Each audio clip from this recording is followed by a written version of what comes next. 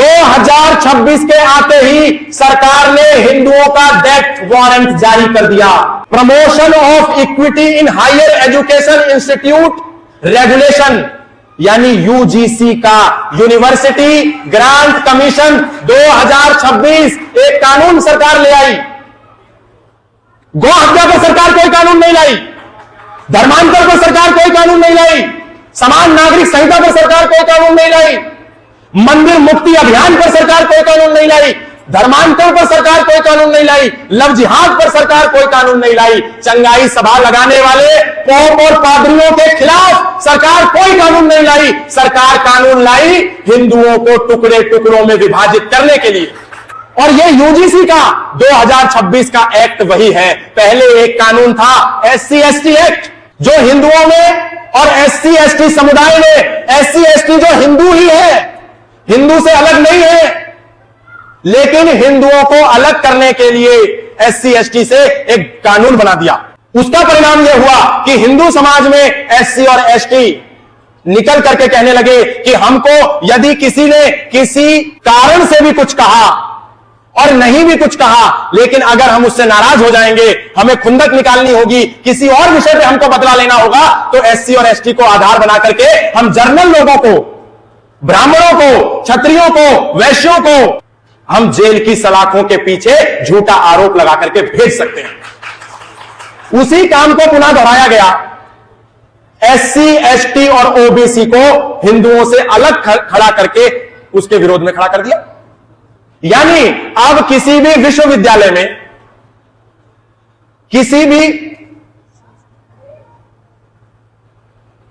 Institute में भाई साहब कह रहे हैं एससी एसटी के लोग बैठे हैं, तो क्या एससी एसटी के लोग हिंदू नहीं है क्या? अरे एससी एसटी के लोग तो ज्यादा हिंदू हैं, क्योंकि जब जब हिंदुओं पर आंच आई तो एससी एसटी ने बचाया। बिजनेसमैन ने पैसा दिया, क्षत्रियों ने लड़ाइयां लड़ी, लेकिन एससी एसटी के लोग वॉरियर बनकर के खड़े हुए थे। आज हमको लगता है कि एससी एसटी के लोग नाराज ना हो जाएं। कोई नाराज होने वाला नहीं है, वही नाराज होने वाला है जिसको झूठी राजनीति की रोटियां सेकनी है। एससी एसटी को तो जानबूझ करके हिंदुओं से लड़ाने के लिए ये झूठे कानून बनाए जा रहे हैं। सरकार लड़ाना चाहती है, कोई भी सरकार हो, मैं किसी पार्टी विशेष की बात नहीं करना चाहता, लेकिन सरकारें सत्ताजीवी होती हैं, नोटजीवी होती हैं, वोटजीवी होती हैं।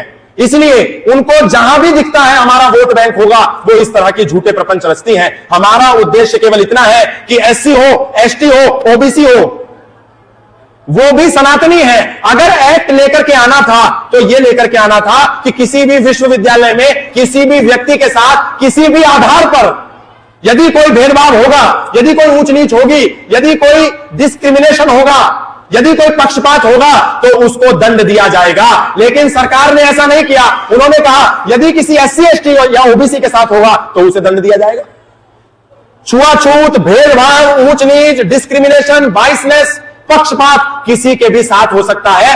आरोपी भी कोई भी हो सकता है, शिकार भी कोई भी हो सकता है। जाति देख करके कभी कोई आरोपी नहीं होता।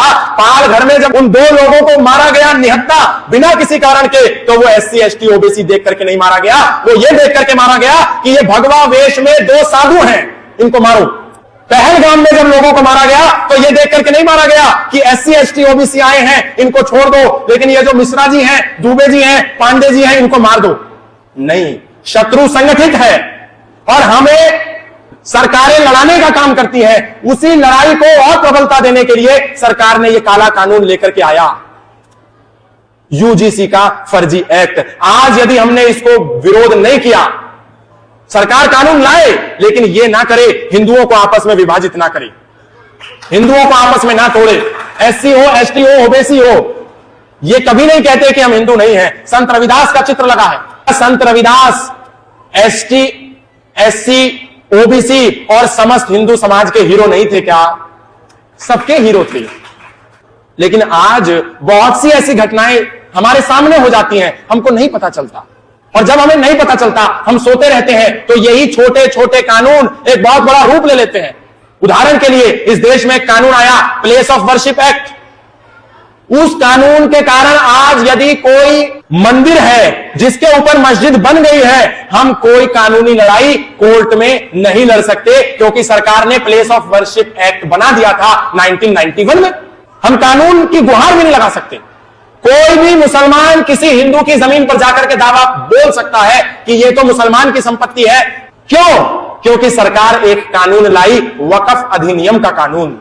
अगर सरकारों से हम उसी समय कह देते कि इस देश में यदि वक्फ बोर्ड, वक्फ एक्ट सरकार लेकर के आएगी तो हम सड़कों पर उतर करके इसका विरोध करेंगे, तो फिर आज इस देश में कई लाख एकड़ भूमि इस्लामिक लोगों के कब्जे में ना होती। एक कानून के कारण भारत में सर्वाधिक भूमि नंबर 1 डिफेंस के पास है, दूसरे नंबर पर रेलवे के पास है और तीसरे नंबर पर वक्फ बोर्ड के पास है। क्यों? केवल और केवल एक कानून का दुष्परिणाम है ये। इस देश में माइनॉरिटी एक्ट आया, हम सोते रहे, एक छोटा सा कानून, लेकिन उस एक कानून के कारण सनातन धर्म के 3 अभिन्न अंग सनातन से अलग हो गए, एक जैन, एक बौद्ध और एक सिख। जैन, बौद्ध और सिख अलग नहीं है, सनातन धर्मी ही है, सनातनी ही है। लेकिन एक कानून माइनॉरिटी एक्ट के कारण ये तीनों सनातन के अभिन्न अंग माइनॉरिटी में चले गए, हम सोते रहे। एक कानून इस देश में आया, इंडियन पुलिस एक्ट, आज भी है। उस कानून के तहत एक पुलिस वाला बिना किसी कारण के एक निहत्थे व्यक्ति को डंडे से पीट सकता है, लेकिन वो व्यक्ति राइट टू डिफेंस नहीं कर सकता। पुलिस को एक कानून के कारण राइट टू ऑफेंस तो है, पर एक आम नागरिक को बिना किसी गलती के यदि उसको पीटा जा रहा है तो राइट टू डिफेंस नहीं है। एक कानून आया, रॉलेट एक्ट। उस कानून के तहत हिंदू समाज के लोगों की जमीन, किसानों की जमीन सरकार ने बिना किसी नोटिस के कब्जे में ले ली। एक छोटा सा कानून। एक कानून आया, इंडियन एजुकेशन एक्ट 1835, हिंदू समाज सोता रहा।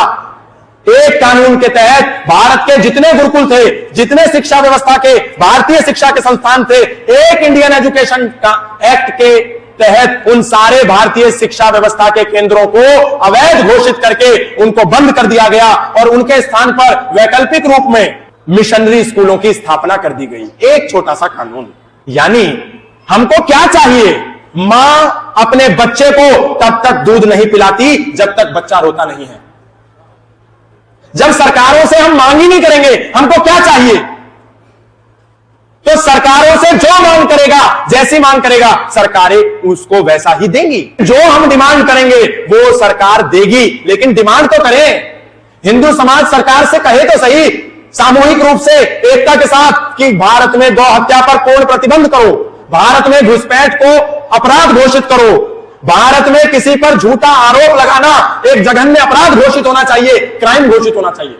भारत में लव जिहाद करना एक अपराध है। भारत में किसी को लालच देकर के ईसाई बनाना अगर एक अपराध की श्रेणी में आ जाएगा, कानून के तहत उसे सजा का प्रावधान होगा, तो कोई ईसाई मिशनरी भारत में किसी को चंगाई सभा लगा करके क्रिश्चियन नहीं बना सकता। लेकिन इसकी सरकार से मांग कौन करेगा? हिंदू समाज को करनी पड़ेगी। तो हमको मुखर होकर के, एकजुट होकर के, संगठित होकर के मांग करनी चाहिए कि हिंदू हिंदू भाई भाई, जातिवाद की खत्म लड़ाई। सरकार मंच पर आकर के ना कहे वोट के लिए कि बटेंगे तो कटेंगे, लेकिन जब कानून बनाने की बात आए तो कह दे एससी अलग है, एसटी अलग है, ओबीसी अलग है। ये झूठ मत बोले, क्योंकि हम बचेंगे, एकजुट रहेंगे, एक रहेंगे तो ही सेफ रहेंगे। हिंदू सो रहा है। कुंभकर्ण भी उठ गया जब उसको पता चला मर्यादा पुरुषोत्तम श्री राम 50 किलोमीटर का पुल बांध करके लंका में घुस आए हैं।